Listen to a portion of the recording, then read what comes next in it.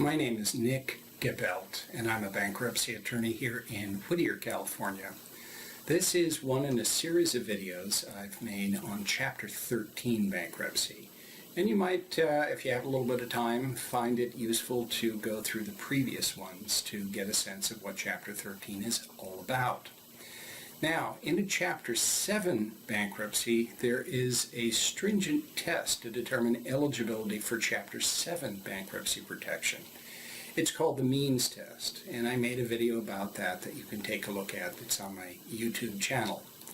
There, we look at income and its interaction with expenses, and based on that means test, if your income is too high, you cannot do a Chapter 7.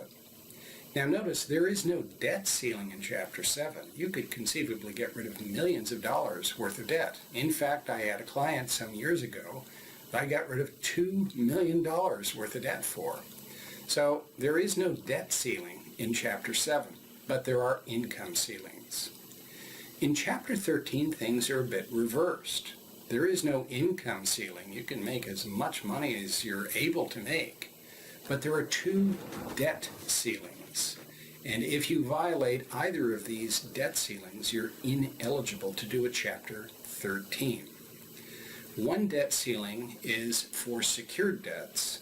The other is for unsecured debts, and it's measured as of the day you file the bankruptcy papers. So the unsecured debt ceiling is $394,725. And the secured debt ceiling is $1,184,200. So if either your unsecured debts exceed the unsecured debt ceiling, or your secured debts exceed the secured debt ceiling, you're ineligible to do a Chapter 13.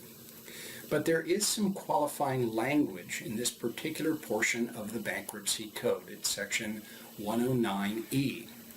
These debts have to be non-contingent and liquidated and undisputed. Well, what does that mean? Let's say ABC Bank is suing you. They assert that you owe them $1 million. Have they won the lawsuit? No. Do you owe them $1 million? Well, they still have to take advantage of their day in court to prove their case. They might not win. Until they win, that is an unliquidated debt, and so that would not go into the calculation of the debt ceiling. A contingent debt is a debt that's contingent on some triggering event. If such an event happens, then you have to pay it. Well, if it's a contingent debt, it also doesn't go into the calculation of the debt ceiling. So, if you have unliquidated and contingent debts that exceed those debt ceilings, that's not a problem, as long as the liquidated and non-contingent debts are under those debt ceilings. What happens if you're above the debt ceilings? Well, you have a couple of choices. Either you can try to pay them down prior to filing bankruptcy to get to the point where you do qualify for Chapter 13 protection, or you can consider Chapter 11. Chapter 11 is a chapter about which we'll be discussing in a series of videos after these Chapter 13 ones. It's sort of, well, for lack of a better way to put it, like Chapter 13 on steroids. It's very, very complicated, and unfortunately it's concomitantly expensive because of its complications.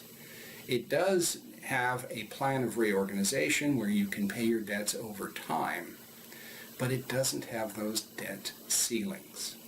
Now, most of the time, if I have a client who comes in and wants to do a Chapter 13, not a problem, we can usually get them in.